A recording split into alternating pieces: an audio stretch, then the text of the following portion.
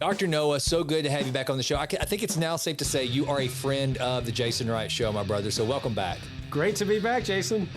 You know, it's one of the exceptional things that I get to benefit from for having a podcast is that somehow I get to cross paths with big brains like yours, people that are, you know, I'm kind of like a really like a pretty small figure in your orbit, man. You're one of the performance coaches to some of the top, most celebrated human beings on earth that are known for their excellence. And they look to Dr. Noah St. John to keep either up their game or maintain that excellence. So to have you back on the show, it's a pleasure, man. So welcome back. My pleasure indeed. Well, and now the cool thing is we've got something a little bit new to talk about that you and I've never actually covered on the show. And I told you before I hit record, it really resonates with me. And it is, and I'm going to read this because this is what Maria, you know, your team gave me, and it's right on par with it, which is Dr. Noah, you're famous for helping business owners and sales teams to tame the caveman in your brain. I know I've got one, but from your perspective, what the heck does that mean? Yes, absolutely. You know, when I say that phrase, tame the caveman in the brain, everybody, they light up, they laugh, they smile. And when I'm giving my keynote presentations, people just absolutely love this topic. And what's so funny is I've written 27 books on this topic without calling it this topic. So it's a brand new angle for me. It's a new hook because I'm always trying to find ways to, number one, help more people. Number two, of course, get my message out. And number three, make a bigger impact. And so I realized that a lot of my work has been very intellectual because I'm a nerd and I use Venn diagrams and charts and graphs and stuff, and I love spreadsheets. I realize not a lot of people are like that. You know, most people are like, I don't like spreadsheets. I'm like, so we got to talk in a way that people can just understand and really get it. And so that's where this whole phrase, tame the caveman in your brain, really came from. So what does it actually mean? All right. So if we look at the human being, because we're talking about human psychology, we're talking about conversion psychology specifically. That's something I know we're going to get into more. And that's, you know, something that I've helped my clients add over $3 billion collectively by really teaching this over the last 3 decades. So when we look at the human being, human psychology, we realize that the human being is about 200,000 years old. Right about that. I mean, that's what most experts agree, that we Homo sapiens have been around on planet Earth about 200,000 years, about 10,000 generations, okay? So if you think about that, the human being, about 10,000 generations, and not much has really changed when we talk about the brain, right? The human brain. Now, so we have what I'm calling the caveman, all right? So the caveman, they were around about 200,000 years ago, and they were doing caveman stuff, right? Well, we haven't changed that much, right? In all of our advancements. Okay, so we have this 200,000-year-old, I'm calling it the caveman in the brain. So we have that on one hand. But then on the other hand, we have the fastest technology that's ever been invented by human beings, and that is artificial intelligence, AI. Right now, I've been around since 1997. I started my company, successclinic.com, in a 300 square foot basement apartment in Hadley, Massachusetts, with $800 and a book on HTML. So I had nothing. I had no money, no experience, no marketing, no sales, nothing. But I just had one thing, which was a deep burning desire to make a difference, to help people, to, as Steve Jobs put it, put a dent in the universe. And so back then, I was at the very beginning of the internet revolution. Right now, for those of you who are of a certain age, you remember being online in the late 90s, early 2000s, with, right? You remember those good old days, right? With dial-up and everything like that. And, if you had a website, it maybe had, a picture, maybe 2 by 3 pixels on it. You couldn't, and forget video. That was all out of the question. So long story short, the internet revolution, which I was there at the beginning of, it took about 7 years, if you remember back that far, about 7 years to reach its zenith. Well, here we are in the next revolution, the AI revolution. Well, that only took about 7 months to really hit its zenith. So think about that. It's talk about acceleration, right? 10 times faster. Right. And even the internet revolution was fast because before that you had TV, and before that you had radio, before that you had newspapers, and on and on and on. Right. So this is just the newest revolution, but it's the fastest ever. So think about this. For everyone listening, you have the 200,000-year-old caveman in the brain on one hand. You have the fastest technology ever invented on the other hand. And boom, guess what? Guess what the battleground is? You. It's you. It's your business. It's your head. Right. And so this is why Every single day, I've got my finger on the pulse of this industry, and every day I see all of these crash and burn stories. People spent so much money, business owners, founders, spending millions of dollars on AI, and they are having just no luck at all. They're not able to implement it, to institute it. So this is really my new message now for the founders, the business owners listening to this program is it's not a fault of the technology and it's not a fault of your people. It's actually a fault of the caveman in the brain. Yeah. So what I'm hearing is that essentially, Dr. Noah, it's fear. Our brains are trained for survival, right? I mean, or wired for survival rather. So yes. If we were back on the Serengeti, it'd be one of those deals where, okay, you have a spear, we need to eat. So you're going to have to get out of the cave, even though there might be a saber-toothed tiger out there. That's the way this game's going to be played if we're going to survive. Now it's the game has changed and we have this same ancestral brain that, by the way, also kept us from going out and just enjoying the beauty of the Serengeti and looking to kind of enjoy well, ourselves. We had to eat, right? We did have to eat. We're naturally fearful and pessimistic, especially of big change. Yes. And so now you fast forward to 2026, AI's come along. It's the new spear. It's how you're going to have to go out on your hunt. And a lot of people are just fearful of it. So kind of talk a little bit about what you've seen with some of your clients. To your point, a COO, a CTO, even the CEO, he's going to say, okay, well, we've got to go to Anthropic or whomever and OpenAI, and we've got to sign a big contract. I've got a lot of friends that are at ServiceNow up in DC, and they're making these huge enterprise investments, and they're thinking, okay, we're jumping on the AI bandwagon, but they're not accounting for those employees that are still down in their cubicle cave and afraid to go out onto the Serengeti because they're like, I'd rather sit right here and hope that I don't get eaten in the cave. That's right.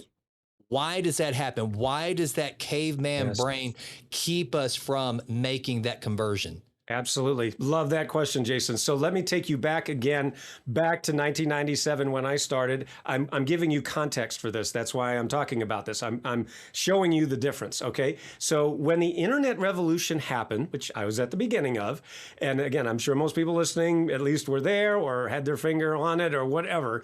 The internet revolution was fascinating because it was the great equalizer. So think about this. A guy like me, 30 years old, sitting in a 300 square foot basement apartment, I could build a website and go up against the biggest names in the industry, right? All I had to do was build my own website, teach myself HTML, which I did, put up a website, which I did, and boom, you're done. I mean, that was it. So what the internet revolution represented was opportunity.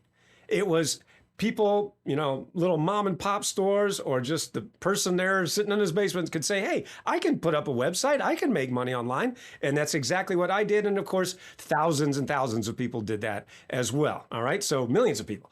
All right. So that was internet. So the way that I say it is internet. Yay. All right. But now we have AI. What does AI represent? Wait a minute. All we're hearing is AI is taking our jobs. That's all we're hearing. That's all the headlines. I mean, there are speakers, this just happened. Speakers getting up at commencement speeches, right? And they're talking about AI. They're getting booed off the stage. Boo. So here we are. It's internet. Yay. AI. Boo. Why are they booing? Because it's taking money out of your pocket. That's why. It all represents money. And I mean, I hate to say it this way, but the two most powerful human drives are fear and greed. Fear and greed. That's always been around and it always will be. It will never, never change. So you talked about fear, but we have to talk about greed on the other side. And I know it sounds terrible when I say that, but there's no other way to say it, really. So the fear, so when you, again, go back to the internet, right? So remember, I'm contrasting this and I'm letting people say, wait a minute, because so many people that I talk to today are saying, how come I feel so anxious all the time? I mean, I never felt this way before. And I said, yeah, that's because this never happened before. This was never here on planet Earth. So you're scared because this wasn't here before. You didn't have somebody there taking money out of your pocket. Right? The internet represents money's going into your pocket. Yay! I mean, who doesn't want that? Of course we want that. So we cheered the internet. But meanwhile, AI, boo, it's taking money away from me. So fear and greed, oh my gosh, those things are never going to change. So not only that, you have the fear and greed on the individual level, but you also have it on the organizational level, on the corporate level, as you just talked about, right? These big corporations, they greed. Again, I hate saying it that way, but sorry. I mean, capitalism, it's called increased profits, greed, right? So let's see. We have these annoying things called human beings that we have to pay. We have to pay them money. They want time off. They're always complaining. They're always whining about everything, blah, blah, blah, blah, blah, right? How about we get rid of those humans and we have robots do everything because they don't complain and I can get them for pennies on the dollar. Ooh, does that sound good, says every corporate, COO, CFO, CTO, right? And the only problem is it's not working. It's just not working, okay? I mean, again, I have my finger on the pulse. Every headline that I'm seeing, I mean, a perfect example, Ford, right? Ford, we all know Ford Motor Company. They fired all of they call them graybeards. They fired all the graybeards. They fired about 350 graybeards because they cost money. No kidding. And they said, well, just have AI do it. I mean, these guys they're old. They know, what do they know, right? And it turns out they know a lot. And you know what they did? They had to have expensive recalls because guess what? The robots weren't trained on everything the graybeards. They just know this from 30, 40 years of working in the industry. So guess what? It doesn't always work that way. Now, I'm certainly not suggesting that we shouldn't use AI. It's far from it. It's the opposite. I use AI every day in my business. I certainly help my clients to incorporate it. But that's, again, the problem is we're looking at it through the wrong lens. And that's why we've got to look at it, frankly, through this caveman lens that I'm talking about. This episode of The Jason Wright Show is sponsored by Authentic Health. At Authentic Health, we believe real health starts at the cellular level. In today's world, stress, processed foods, environmental toxins, and poor sleep are working against your body every single day. If you want to take control of your health and build a stronger foundation, visit shopauthentic.health.com and use promo code JASON to get 10% off your first order. That's promo code JASON for 10% off at Authentic Health. I cannot agree more. And that's one of the things I think that you and I did touch on the last time we talked was that, like, I've had this mindset of it's not AI or the human being, but it's AI and the human being. And I know that what I've seen, and I went through a lot, and I still do, like there's certain things with Gronk and other things that I just like, basically creating agents that kind of scare me. Like, that's just not what I want to do. I'm not meant to be a programmer. I don't care how easy you tell me it is, but I step into it because I know that I've got to, relax that amygdala, chill out, do some box breathing and move forward. Because again, if you're not at the table, you're probably going to be on the menu. Now, one of the things that you have talked about, Dr. Noah, is there are 4 cavemen in our brain. Okay. Yes. Now, I want to know what the heck that means, and then help this audience kind of figure out how to identify the cavemen that they've got rattling around in their brain, what they are, what they look like, and how do you tame those guys? Yes, absolutely. So I'm going to talk about the 4 caveman types. All right. So I've identified 4 caveman types. And by the way, for everyone listening, you can actually go to my website, go to noahstjohn.com, and right there you can take the free caveman quiz and find out which of the 4 types of caveman you are. All right. So it's right there, noahstjohn.com. Just take the caveman quiz and you can find out, just answer 8 questions and it'll tell you exactly what type of caveman you are. Now, by the way, I do talk about this also in my keynote speeches, because what I do is there's 4 types, and I have everybody in the room. Let's say there's 1,000 people. I have everyone stand up, and I put the four different types in the 4 different corners of the room, and it's so much fun because people are pointing at each other, going, "Oh my gosh, that's so you! Oh, that's him! Oh wow, that's me!" And it's just, we have a great time. So the 4 caveman types, very briefly, are the chief, the spark, the keeper, and the watcher. Okay, and again, remember, go to noahstjohn.com, take the caveman quiz, see which one you are. So the chief is exactly what it sounds like. All right, so actually, let me give you an example. All right, so you talked about, there's a mastodon, right? We're on the Serengeti, we got to eat. All right, so how do the 4 different types actually respond to the same stimulus? Okay, so there's a mastodon right there. All right, so you got the first type, that's the chief. What's the chief going to do? He's going to charge right in. All right, let's go get him, kill him, right? And just boom, no thought, charge full speed ahead. Now, that's a really great thing to do, right? I mean, when you're hungry, you got to eat. Let's go kill the mastodon, right? But I want everybody to keep in mind, everyone listening, that every type has pros and cons, right? I mean, nobody's perfect, and there's good news and bad news about all of this, right? So a classic chief type would be like a Steve Jobs, right? Steve Jobs, of course, very well known for being very bullheaded and biting people's heads off, and not being such a really nice guy, all right? But hey, I mean, all these innovations and so forth and so on. So, it's Steve Jobs' universe. We just live in it. So the point is, the chief is the first type. And for everyone listening, I'm sure you can figure out that if that's you or not. The second type is the spark. So what would the spark do? The spark is like the person that gets everybody involved. And so instead of just charging at it, he'll say, okay, everybody, let's all get together and we're going to go charge at it, right? So let's all get together. So he's the kind of person that can sell ice to an Eskimo, that just kind of great personality, the natural gift of gab, the natural salesperson. That would be the spark, right? And if you think about in the Caveman days, right, who was lighting the fire? Probably the spark. And say, hey, this is fun, we'll sit around the campfire and tell stories and have fun. All right. So that's the spark. Now, the spark again is great at getting people together. What's the spark weakness? Well, one of them is follow through, right? Not, great at starting things, but not so good at finishing, right? So if you're that kind of person, you find it really easy to start and hard to finish, you're probably a spark. Third type is the keeper, right? So the keeper would be the person that says, okay, now we've got to make sure that we're taking care of the women and children, all right? So we've got to make sure that the families are safe. We're going after this mastodon. It could be dangerous. So make sure the kids and the families are safe. You see what I mean? So that would be like the keeper of the flame, right? So you probably know someone like that, who's very much about family, very much about relationships. And that's a wonderful type of person to be. The problem is sometimes they find it hard to take action, right? They find it hard maybe to even ask for the sale, right? They're so busy building their relationship, which is very important, they might forget to ask for the sale, right? So, that they might be able to learn from the chief, for example, right? Of how to actually, ask for the money, ask for the sale, and so forth. Okay, so that's the keeper. And finally, you have the watcher. The watcher would be the person that says, okay, now, this is a mastodon. You know what we need to do? We need to study the mastodons, their habits for 3 months. We need to actually write down. And so that was the person writing on the cave wall, right? So I'm like a watcher, if you haven't guessed already, being a total nerd, right? So back in that day, the caveman drawings, that's what we now have Venn diagrams for.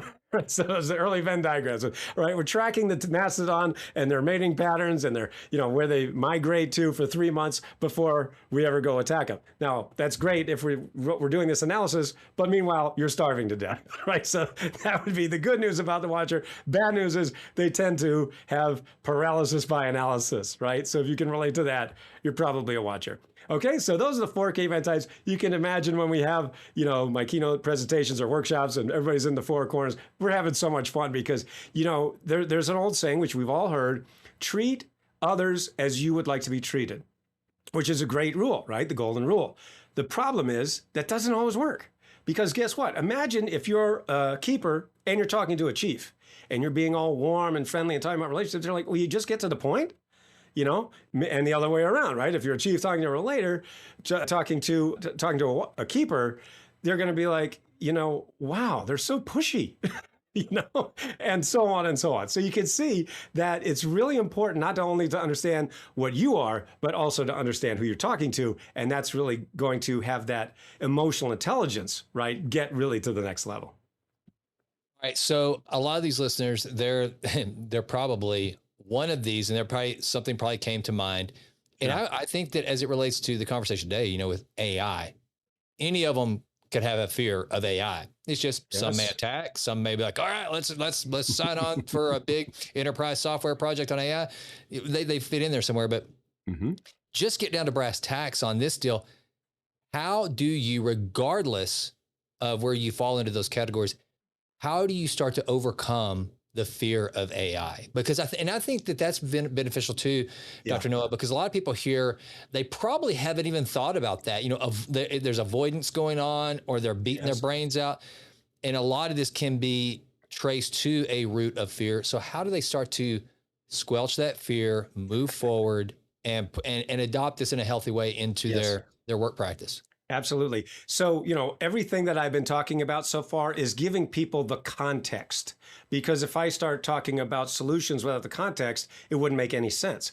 All right. So that's why I gave you the historical context, right? Going back to the internet versus AI. Internet, yay, AI, boo, right? So the boo, again, means that so many people, I mean, millions of people are absolutely feeling that fear that AI is going to take my job. Therefore, I won't have money. Therefore, I can't eat. Therefore, I can't pay my mortgage and take care of my family, and on and on and on and on. So it's very, very real, that fear. It's very real. And of course, every headline is talking about that. Layoffs over here and this. I mean, we're just seeing it everywhere. So, and by the way, you know, when I'm on social media, I still see people saying, boy, I'm so sick of hearing about AI. I'm like, well, I guess you're sick of breathing then, because it ain't going anywhere. I mean, not a chance. There's no chance whatsoever that it's going to go away or lessen at all, ever.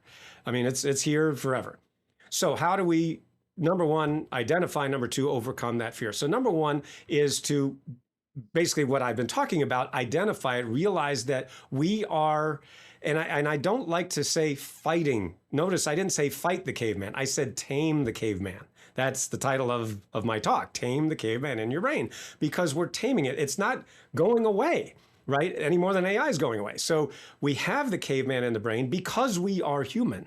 And so the point is understanding the 4 different types I just talked about, understanding that it's even there, right? So because most people, of course, aren't aware that this is going on in there. They just have this feeling of dread, this feeling of fear, this feeling of, oh my gosh, you know, they're messing with my rice bowl here. And that's scary, of course. So just identifying that it is there is the first key. The second key is to understand, what are you going to do about it today? So there's basically 2 camps here. We have the founders, the owners that I talked about, you know, we're talking about corporate greed. I want to increase profits. Maybe I can let go of these pesky humans. Great way to do it. Okay, so they're on that side saying, we want this AI adoption for that reason, greed. Again, it's not wrong, it's not bad, it's just, that's it. And then, of course, you have the workers, the employees that are scared, or like, when am I the next one that's going to have my head on the chopping block? So what I have heard many people say, and I do agree with this, is that you probably won't be replaced by AI, but you'll probably be replaced by someone who has mastered AI. So what you don't want to do is be that person that says, I'm sick of hearing about AI. That is the dumbest thing you could possibly say today. So you have to say, okay, number one, it ain't going anywhere. It's only going to, increase. So I better do whatever I have to do to learn this stupid thing. Okay, so what are there? Well, I mean, we all know the names, right? OpenAI, you talked about that, ChatGPT. That was the first kid on the block. He's still pretty much the most popular, but for my money, ChatGPT has really fallen behind. I haven't even opened ChatGPT in about a year, and I mean, I started back in 2023, when it pretty much started, and it was the only kid on the block. And I remember even thinking back then, and I would, tell people about this. I would say, right now you type in a prompt and you get a thing, and then that's it. And I remember even back 3 years ago, I was saying, there's going to be a time when this thing actually does something. Because right now it doesn't really do much. I mean, it sits there and waits for you to tell it something. So back then it was all prompt engineering, which you still hear about. But that's 3 years ago. That's really ancient. So now the kids on the block that are really, I would say, the muscle is Claude. Claude Code and Claude Cowork, so and Anthropic. And they've really done an excellent job. That's the one that I use every single day. So, I mean, and really there's really nothing to do. You can certainly go on YouTube and watch a million videos about how to use Claude, how to use Claude Code. There's tons of people doing that. But what they're not doing is telling you what I'm telling you right now, which is the thing that you're actually fighting is the fear in your own brain. So that is, I think, the best way to just start. If you need to just dip your toe in the water, I would argue, at least right now today, at the time of this recording, Claude and Claude Code and Claude Cowork are the things that are, the big kids on the block, as I call them, the muscle men. And, of course, that's going to change, so everything, that's the whole nature of AI. It's always changing. There's going to be new models from China and India and so on and so on. So, it's just best if you be conversant with the new AI models. That's not to say you can know all of them, because that is impossible. And frankly, that's a sure road to overwhelm. And back to that paralysis by analysis I was talking about. So really what I encourage my clients to do is just Really pick one, get very, very good at it. Don't really worry about the rest. Okay. Now, let's give some real practical advice here that I think is going to be right in your wheelhouse.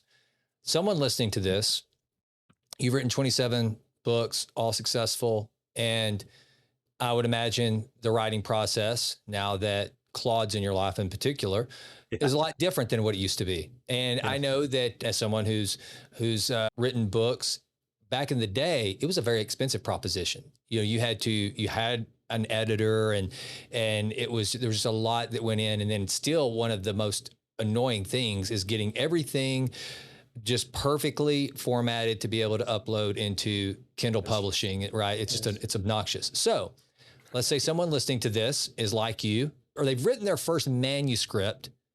And so you now, Dr. Noah St. John, you've tamed your caveman inside, and you have been able to lower your fears and anxieties with AI. That person out there that's written the book, that they're like, okay, Noah, teach me. What do I do? What is Claude going to do for me? How are you using it as an author, a speaker, a coach? Give some practical ideas so that somebody listening, they can go, oh, I could do that.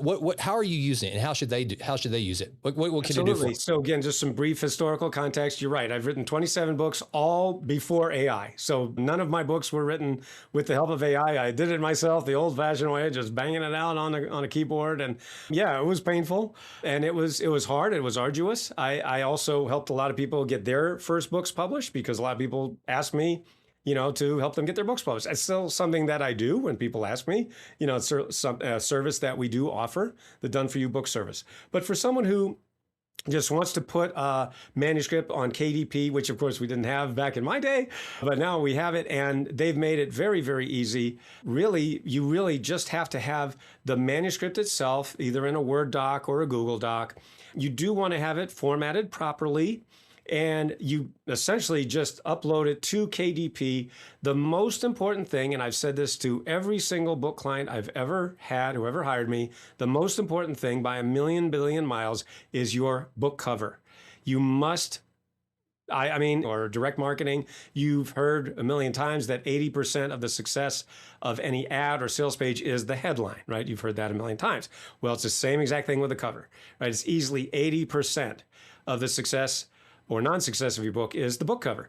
And why is that? Well, we've heard, your mom said to you, don't judge a book by its cover. Why did she say that to you? Because that's what we do.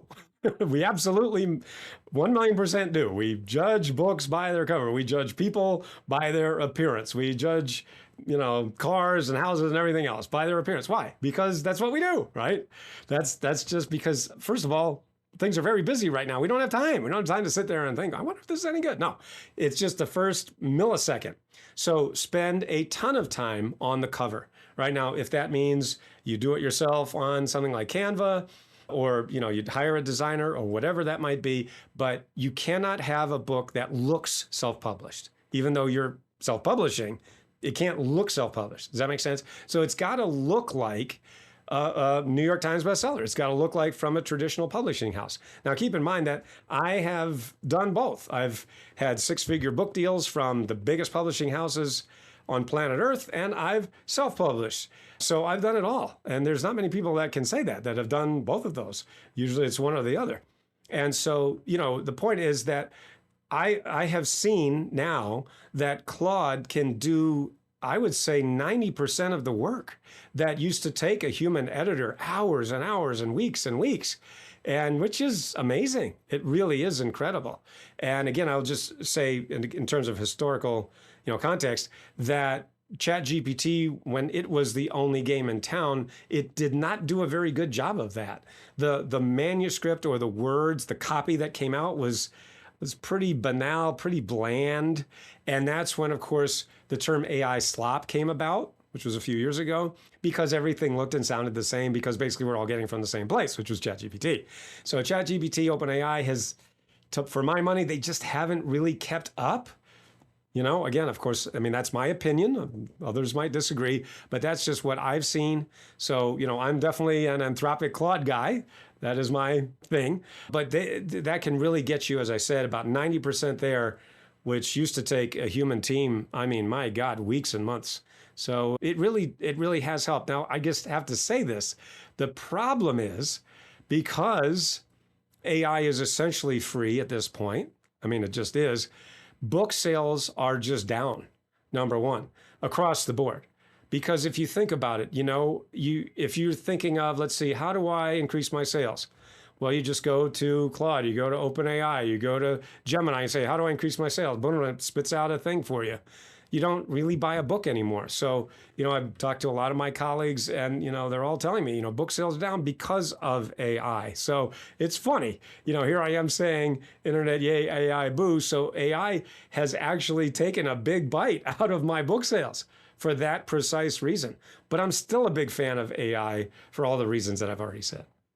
All right, terrific. So someone's listening to this and they're like, okay, I heard you guys talk about a lot of things and I'm convinced that Dr. Noah could help me overcome some of my fears, my anxieties. And maybe you're a CEO or you're that kind of downline worker where you're like, the boss just said we're launching this huge initiative to automate a lot of our work. Yes. All right, how do they learn from you? Where do they go and where do they, connect with you and start to partner with you to tame the caveman or the one of the 4 cavemen they've got rattling around in their brain?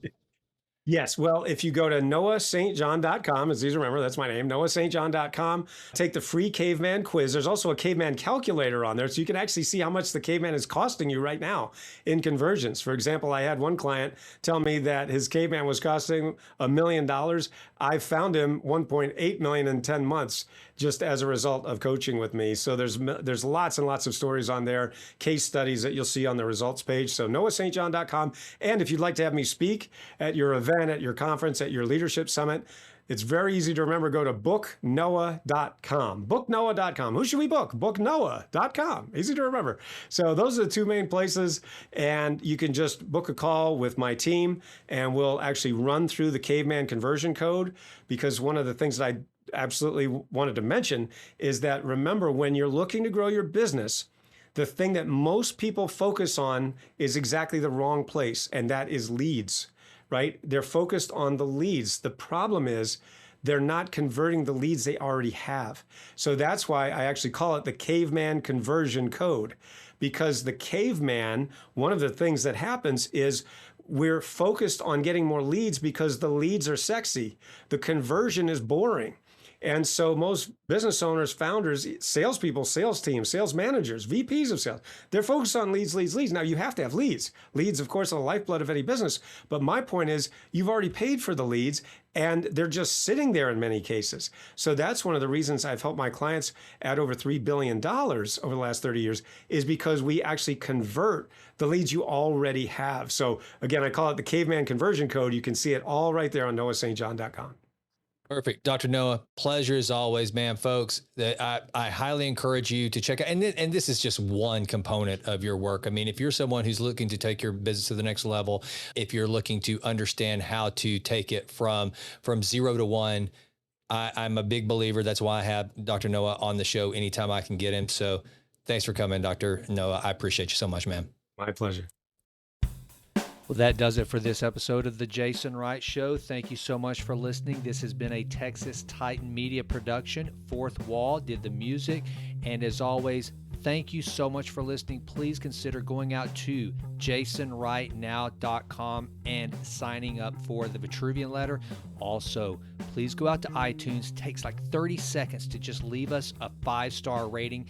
It does wonders for the podcast.